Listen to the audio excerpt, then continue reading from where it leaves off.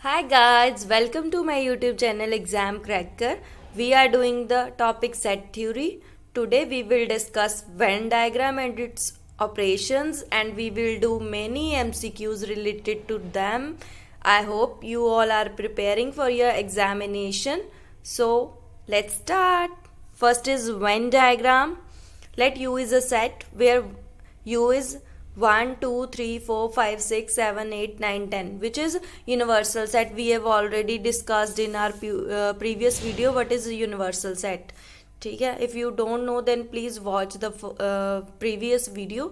You will get to know about universal set. If U is a universal set, A is a set where A is equal to 6, 7, 8. Then Venn diagram, जो Venn diagram होगी वो इस तरह की एक shape होगी जिसमें ये जो रेक्टेंगुलर बॉक्स है ये यूनिवर्सल सेट को रिप्रेजेंट करेगा. इसमें सारे एलिमेंट्स आएंगे 1, 2, 3, 4, 5, 6, 7, 8, 9, 10. ठीक है, फिर जो ए सेट है वो इसमें एक स्मॉल सेट होगा जिसको हमने सर्कल से रिप्रेजेंट किया है. इसमें एलिमेंट्स है 6, 7, 8, 9. सॉरी 6, 7, 8, 3 एलिमेंट्स है 6, 7, 8. तो यूनिवर्सल सेट पूरा रेक्टेंगुलर बॉक्स हो गया और इसके अंदर जो सर्कल है वो ए सेट का है. ये होगी हमारे पास वेन डायग्राम. इस तरह की अगर हमें कोई पिक्चर बनाते हैं तो इसको कहते हैं Venn diagram. Next is operation of sets. ठीक है, सेट्स में कौन सा ऑपरेशन लगेगा? एक तो यूनियन होगी, इंटरसेक्शन होगी, डिफरेंस होगा. यूनियन आपको पता है कि अगर दो सेट्स हो हमारे पास, एक ए हो एक बी हो, ठीक है, दोनों के एलिमेंट्स को हम अगर ऐड कर देंगे उसको हम लिखेंगे ए यूनियन बी. तो उस सेट में ए के एलिमेंट्स भी आ जाएंगे, बी के एलिमेंट्स भी आ जाएंगे, उसे बोलेंगे union of sets. Next is intersection of sets. ये होगी ए, ये होता है इंटरसेक्शन का साइन, ये होती है बी. ए इंटरसेक्शन बी मतलब ए के वो एलिमेंट्स जो बी में नहीं है. सॉरी ए इंटरसेक्शन बी का मतलब होता है कि ए और बी के कॉमन एलिमेंट्स जो ए में भी प्रेजेंट है और बी में भी है. ए यूनियन बी में मतलब सारे एलिमेंट्स, ए इंटरसेक्शन बी में only common elements. Difference of sets. Difference of sets को हम ऐसे रिप्रेजेंट करेंगे ए माइनस बी. ए माइनस बी का मतलब होता है कि वो वाले एलिमेंट्स ए के जो बी में नहीं है. ठीक है, ए में से हम बी वाले एलिमेंट्स को सब्ट्रैक्ट कर देंगे, ए के सिर्फ वही एलिमेंट्स रह जाएंगे जो बी में नहीं है. जैसे हमारे पास एक ये डायग्राम दिया हुआ है, ये एक ए सेट है, ये बी सेट है. जो ये कॉमन पोर्शन है ना दोनों का, जो कट कर रहा है कॉमन पोर्शन, ये होता है इंटरसेक्शन. ए इंटरसेक्शन बी का पोर्शन ये होता है. ठीक है, और ये जो पोर्शन है ना ओनली ए का, इंटरसेक्शन वाले को छोड़ दो जिसमें मैंने ऐसे लाइंस लगाई हुई हैं, ये ए माइनस बी का है डिफरेंस ऑफ सेट्स का. अगर हम यूनियन देखें तो सारा आ जाएगा, ये वाला ए माइनस बी वाला भी आ जाएगा, ए इंटरसेक्शन बी वाला भी आ जाएगा, ये जो है ये बी माइनस ए है ये भी आ जाएगा, तो यूनियन होएगी. तो ए माइनस बी को हम कैसे लिखेंगे? ए माइनस ए इंटरसेक्शन बी. ये फॉर्मूला होता है. मतलब ए टोटल ए सेट, उसमें से इंटरसेक्शन वाला पोर्शन को सब्ट्रैक्ट कर दो तो हमारे पास ए माइनस बी आ जाएगा.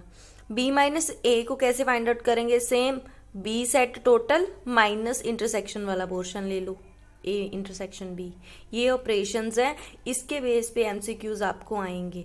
ये जो जनरल टर्म्स है ये आपको पता ही है, ये आपने ना +1 में सीखा हुआ है इनको कैसे यूज करना है.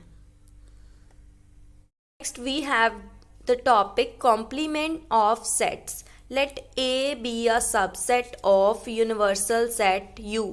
ये हमारे पास जो रेक्टेंगुलर बॉक्स है ये यूनिवर्सल सेट है. इसमें एक सबसेट है ए जिसमें कौन से एलिमेंट्स है 1 and 2. यूनिवर्सल सेट में 1, 2, 3, 4, 5, ए में 1, 2 एलिमेंट्स हैं. तो then the complement of A, अगर हमने ए का कॉम्प्लीमेंट फाइंड आउट करना है, complement of A will contain elements of U which do not belong to A. U के वो वाले एलिमेंट्स देखेंगे जो ए में नहीं है तो वो ए का कॉम्प्लीमेंट कहलाएगा. यू हमारे पास यूनिवर्सल सेट है, ए हमारे पास एक सबसेट है यू का. तो ए कॉम्प्लीमेंट में वो एलिमेंट आएंगे यू के जो ए में प्रेजेंट नहीं है, दैट इज 3 4 5, क्योंकि 1 2 तो ए में है, 3 4 5 इस पे नहीं है, तो ये इसका कॉम्प्लीमेंट आ गया। ये इसकी इंपॉर्टेंट प्रॉपर्टी है जो आपको याद रखनी पड़ेगी कि ए इंटरसेक्शन ए कॉम्प्लीमेंट है जो वो फाई के इक्वल होता है, मतलब ए और ए कॉम्प्लीमेंट में कुछ भी कॉमन नहीं होता, A intersection A complement is equal to phi. इसका मतलब क्या है कि A and A complement do not have common element. Next, very important properties of complement. Complement की प्रॉपर्टीज है हमारे पास। फर्स्ट प्रॉपर्टी है ए यूनियन ए कॉम्प्लीमेंट। ये जो है ना, ये कॉम्प्लीमेंट का साइन है, इसको हम ऐसे ए सी से भी रिप्रेजेंट करते हैं, लेकिन ए डैश से भी करते हैं। तो A union A complement is equal to universal set. अगर ए और ए कॉम्प्लीमेंट की यूनियन करेंगे तो यूनिवर्सल सेट आएगा। इन दोनों की इंटरसेक्शन करेंगे तो फाई आएगा। ये हमने ऑलरेडी देखा है कि इनमें कुछ भी कॉमन नहीं होता। सेकंड, ये जो कॉम्प्लीमेंट है ये डी मॉर्गन्स लॉ को फॉलो करता है। ए यूनियन बी का अगर हम कॉम्प्लीमेंट लेंगे तो उसमें डी मॉर्गन्स लॉ लगेगा, A complement intersection B complement हो जाएगा। अगर इंटरसेक्शन का कॉम्प्लीमेंट करेंगे तो A intersection union B complement हो जाएगा। किसी एक सेट का 2 बार कॉम्प्लीमेंट करेंगे तो वो ओरिजिनल सेट आ जाएगा, ए कॉम्प्लीमेंट का कॉम्प्लीमेंट ओरिजिनल ए। अगर फाई का कॉम्प्लीमेंट करेंगे तो यूनिवर्सल सेट आएगा, यूनिवर्सल सेट का कॉम्प्लीमेंट करेंगे तो फाई आएगा। नेक्स्ट है how to find infimum and supremum. First of all we have to know what is infimum. Infimum is the greatest lower bound of the set. ठीक है, greatest lower bound, this is greatest lower bound, and supremum is the least upper bound. इसको हम एक examples के जरिए देखेंगे। Example S is equal to 1 by N where N belongs to N. इसका supremum find out करो।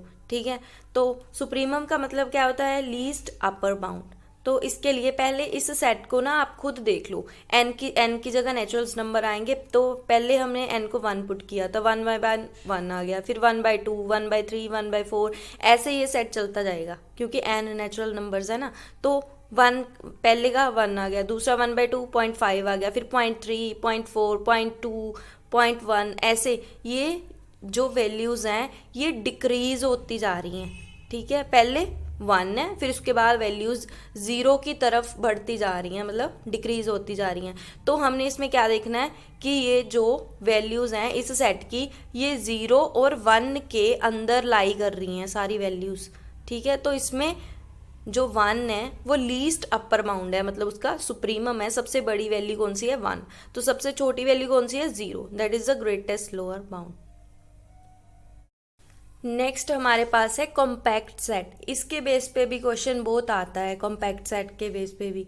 तो compact set क्या होता है, the set which have least upper bound, जिसका लीस्ट अपर बाउंड भी एग्जिस्ट करता है और ग्रेटेस्ट लोअर बाउंड भी एग्जिस्ट करता है, उसे हम कॉम्पैक्ट सेट कहते हैं। इसकी डेफिनेशन भी आ सकती है, इसके बेस पे एक थ्योरम होती है, वो हम डिस्कस करेंगे उन सभी थ्योरम्स को एक वीडियो में, तो आपको पता चल जाएगा। एक मोस्ट इंपॉर्टेंट थ्योरम है जो कॉम्पैक्ट सेट के बेस पे है। तो कॉम्पैक्ट सेट की डेफिनेशन क्या है, जिसमें लीस्ट अपर बाउंड भी और ग्रेटेस्ट लोअर बाउंड भी हो जिस सेट में, वो कॉम्पैक्ट सेट कहलाएगा।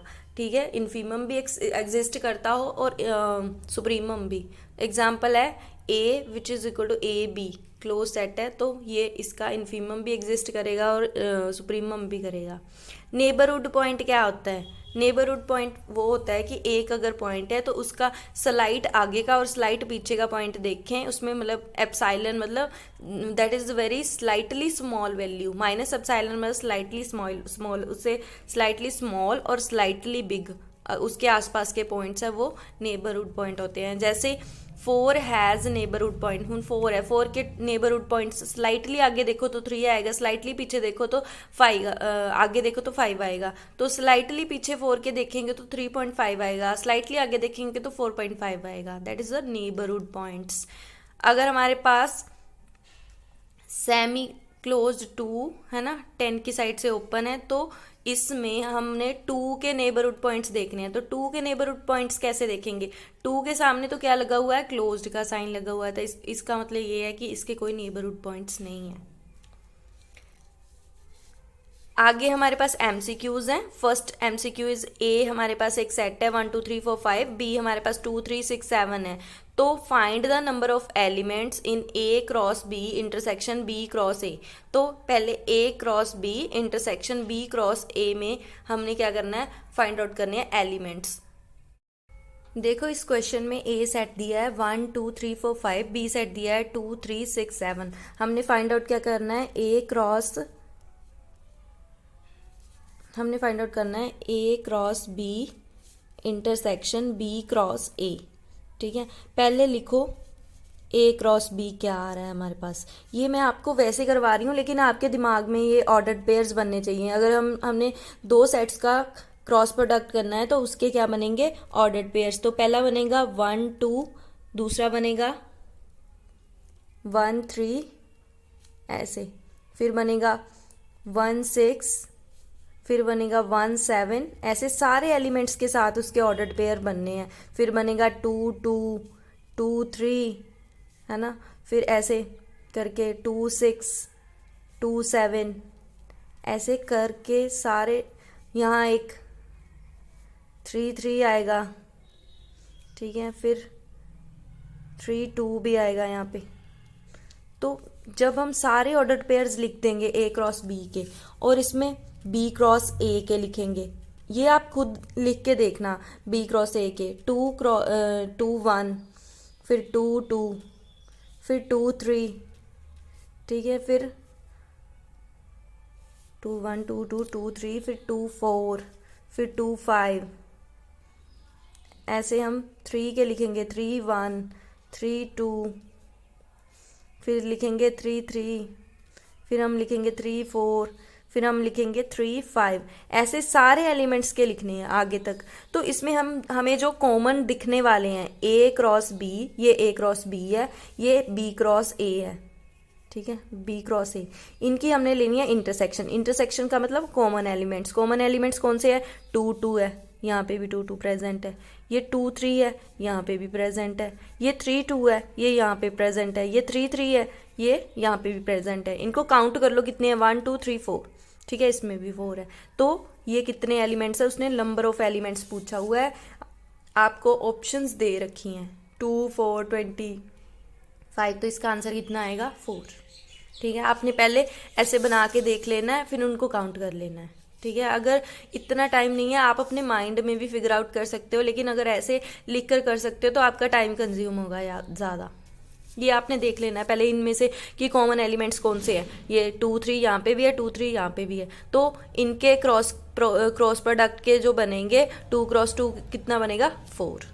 ठीक है, ये हमारे पास ट्रिक है कि यहाँ पे भी 2 एलिमेंट्स है कॉमन। ठीक है, यहाँ पे भी 2 क्रॉस 2 बनेगा, तो यहाँ पे भी 2 क्रॉस 2 बनेगा, तो कितना हो जाएगा, 4 common elements. Next, A set है हमारे पास x such that x square minus 1 is equal to 0, B set है x square minus 2x plus 1 is equal to 0। तो इसमें से पहले x की वैल्यूज फाइंड आउट कर लो। यहाँ पे x प्लस माइनस 1 आएगा, क्योंकि X square minus 1 is equal to 0 है। तो यहाँ पे एक्स स्क्वायर, ये जो क्वाड्रेटिक है, इसको हम सॉल्व आउट करेंगे तो x की वैल्यू यहाँ पे क्या आएगी, 1। तो उसने पूछा है कि ये जो दिए हैं इनमें से कौन सी जो स्टेटमेंट है ये सेटिस्फाई करेगा। तो इसमें सेटिस्फाई कौन सी होगी कि अगर ए यूनियन बी करेंगे तो उसका आंसर ए आएगा। ठीक है, कॉमन, क्योंकि x की वैल्यूज प्लस माइनस 1 आएंगी और इधर x की वैल्यू 1 आएगी, तो कौन सा आएगा, a union b is equal to a, क्योंकि दोनों वैल्यूज लेनी है। यूनियन में सारे एलिमेंट्स आ जाते हैं ना, तो प्लस भी लेंगे माइनस वाला भी लेंगे। ठीक है, अगर इंटरसेक्शन होता तो b आता, लेकिन अगर यहाँ पे a intersection b is equal to b लिखा होता तो ये करेक्ट होता, लेकिन a यूनियन b a वाला करेक्ट है। नेक्स्ट है हमारे पास supremum of the set 1 by n where n belongs to n इज, ये मैंने पीछे आपको एग्जाम्पल में करवाया था। तो इसका जो सुप्रीमम वैल्यू है वो 1 आएगी, जो इन्फीमम वैल्यू है वो 0 आएगी। Which is neighbourhood of each of its point. ठीक है, विच इज नेबरहुड, नेबरहुड की डेफिनेशन पूछी है। तो पहली ऑप्शन क्या है, सेट ऑफ रैशनल, दूसरी है सेट ऑफ इरेशनल, तीसरी है set of natural number, fourth है सेट ऑफ रियल नंबर्स। तो नेबरहुड कौन सा होता है, जो रियल वैल्यूज होती हैं। Which is countable set, countable set क्या होता है, set of rational, set of natural numbers, set of irrational, set of real number. जो काउंटेबल सेट है वो रेशनल्स का भी हो सकता है और नेचुरल नंबर्स का भी हो सकता है। तो ये आपको ऑप्शंस दे रखी हैं विच इज काउंटेबल। उसने कहा है इनमें से काउंटेबल सेट देखो। तो काउंटेबल सेट ये जो है ये क्लोज्ड है, ठीक है। ये क्या है, ये ओपन, हाँ ओपन सेट है। तो ये कौन सा है, 149, ये है countable. Which of following set is compact. Compact set कौन सा होता है, जिसका इन्फीमम भी एग्जिस्ट करे और सुप्रीमम भी। जो क्लोज सेट होता है वो कॉम्पैक्ट होता है क्योंकि वो बाउंडेड होता है।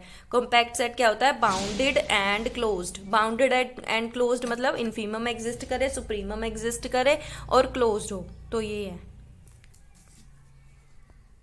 नेक्स्ट 8th क्वेश्चन है, if n A is equal to A n such that n belonging to n then N3 intersection N4।